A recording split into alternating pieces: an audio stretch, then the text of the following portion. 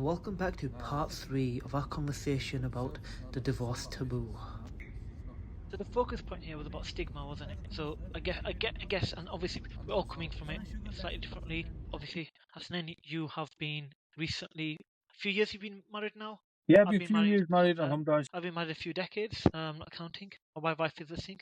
I've been trained well, obviously, and Abdurrahman, you're very much looking at the moment. I know brothers and friends that have in the past when they've been looking would immediately shun away from somebody that's divorced, and likewise some sisters that would equally do likewise if there's a brother that's been divorced. To me, that demonstrates that still there's a stigma. I think if it was me, and would I, and would my 18-year-old self or my 20-year-old self or 22-year-old self actually have that as a barrier if somebody's divorced? I don't think that should be. But does that exist? Do you think, or you know, am I reading too much into that? And I the think it both still involved. exists to a certain extent, but it comes down to geographical location. And that's my personal experience, Okay. personal point in it. So I think it comes down. you think it's geographical experience? What is it about geography? And then I, Abdurrahman, to I, you. I look. I'm just speaking from first-hand experience, right? I know that once you have been divorced, I think it comes down to your family itself. Do they accept the fact that things have not worked out and you sever ties, and then they welcome you back by saying, "Look, you tried your best. It didn't work out. You're still my son.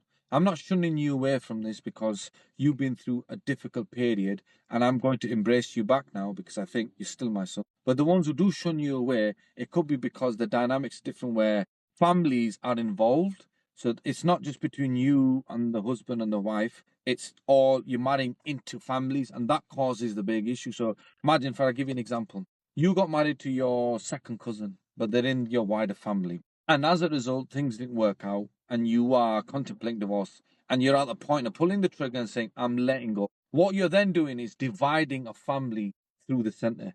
Families are going to think, right, you've done that to my son and you've done that to my daughter. I'm not accepting this. What do you mean things are not working out? Because they're still of that mindset personally. Some people are, especially the elder generation, come rain or shines, you need to make this work, and you can never ever think of divorce. So when you're at that point and you're breaking, that's when families start to shun you, because what you've done is you've severed ties and you fractured that relationship because you'd never be patched. I come from that mindset now thinking, because I've reached the age of 40.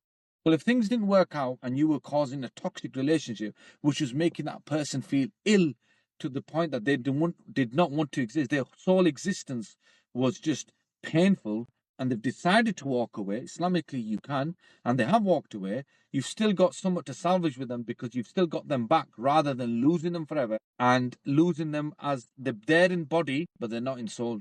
I'm being philosophical in there, but what I mean by it is they're still with you, but they're not with you, because what you've done is you've ruined them years of their life. You've robbed them of the years of their life by being fixated on the idea that things need to work, things need to work. If your families do sever, the pain will be raw at that moment. However, it comes down to rekindling those family ties again, and reaching out to them and saying, look, I've heard your daughter's married now. She's got 3 kids. Alhamdulillah, it's really good to hear. My son's moved on. He's got 4 children and they're happy. And then it's up to your elders personally to make those amends again. But I think a lot of people are full of pride and saying, no, I'm not speaking to them. They did this to us and vice versa. And wallahi, when I look at it now, is you're losing years of your life, because you know that grudge you have against families, people move on. And that's how I see it. Geographically, I'm bringing Lahore into it and Karachi and all that. Maybe there might be listeners out there saying, no, Snen, you're totally wrong. It depends on your family. But when I speak directly about my family, things don't work out. You just need to move on. Granted, it's still raw. There's emotion. You're still upset. But eventually, when you start getting to a certain age, you think, well, you know what? People have moved on. Get on with it. Deal with it. I'm just going to take you back to the point that we just said was when you're looking for a spouse, somebody. So if you were starting over and say your family came to you with a marriage proposal and the sister has been divorced, would you entertain the idea? Would you be immediately dismissive? Then I'm Well, asking Abdurrahman the same question. Well, personally, it comes down to where you are in that space. If you were divorced and the other woman was divorced, I think it's more easier to personally, Yeah, I'm thinking that you've both been through that yeah. So journey your of being 22 married year and old self. divorced, that you can understand each other. Then those conversations are very different to a person who's been not married to marrying divorcee, because you're thinking, and I hate this term, deemed as being damaged goods, and that's an absolute disgusting term I've heard over and over again. Oh, he's damaged goods or she's damaged goods. What, she's still or he's still a person within that. And I take it really to the heart. when I hear that, because I feel that's just totally wrong. They're still a person, granted they didn't work out. So this is to my point again. Would you accept a person who's had multiple relationships, who's been promiscuous, and then they get married, who've not been married, have had all the relationship, and then you get married to him and think, well, do you know what? He was a bit of a playboy in his past, but he's ready to settle down.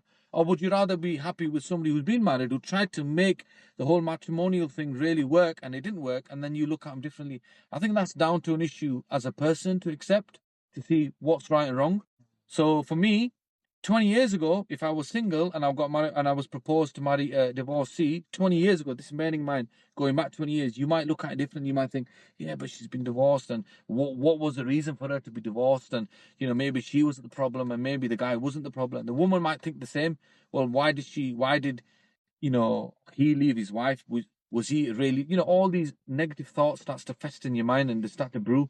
But then 20 years from now, living in the society that we are, where it is the norm when people walk away when you are divorced and they get married to each other, I'm in a different space. I might look at and think, well, that's the past. I've got nothing to do with her past, because that was her past, right? I am where I am now, and this is where we are now. We're about to get married, and I'm judging them for who they are now, not for who they were in the past.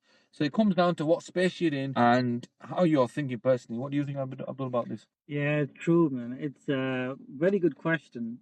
I personally think that overarching stigma on a social level is still there, isn't it?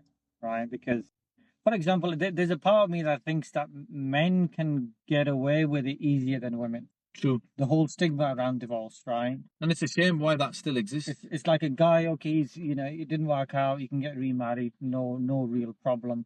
For a woman, it's a different thing. All of a sudden, people start asking questions. Was she the problem? What were the factors that led to it? Maybe there is something wrong with her. I'm not going to take that risk for my son, for example. And the guy might be saying the same thing. So that stigma does exist. It's unfortunate, but it's there. For my own experience as well, so I still searching for marriage.